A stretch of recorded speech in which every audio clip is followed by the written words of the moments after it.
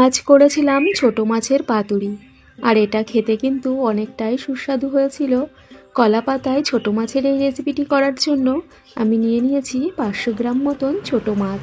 এবার মাছগুলোর মধ্যে দিয়ে দেব আদা, রসুন, জিরে, গোলমরিচ আর ধনিয়া বাটা। এবার দেব কুচিয়ে রাখা আলু আর পেঁয়াজ। এবার একে একে লবণ, হলুদ, শুকনো লঙ্কার গুঁড়ো আর সামান্য জিরের গুঁড়ো আর দিয়ে দেবো 2টো তেজপাতা। সবশেষে বেশ খানিকটা তেল দিয়ে ভালো করে ম্যারিনেশন করে নেব।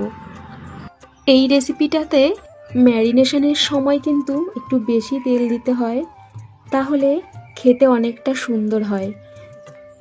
আমি এখানে একটা চামচের সাহায্যে ম্যারিনেশন করছি, তোমরা চাইলে হাত দিয়েও ম্যারিনেট করতে পারো। ম্যারিনেশন হয়ে গেলে কিছুক্ষণের জন্য ঢাকা দিয়ে রেখে দিতে হবে। এবার কড়াতে একটু তেল ভালো করে লাগিয়ে নিলাম।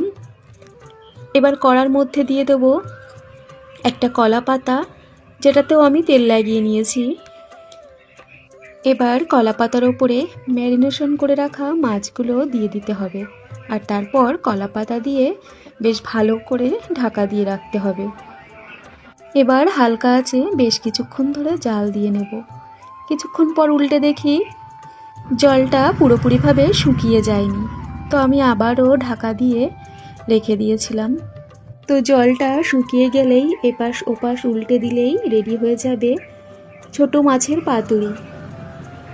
তো আজকের রেসিপিটা তোমাদের কেমন লাগলো অবশ্যই কমেন্টে জানাতে ভুলবে না। তো ভিডিওটা এই পর্যন্তই, আবারও আসবো কাল অন্য কোনো ভিডিও নিয়ে। সবাই ভালো থেকো, সুস্থ থেকো।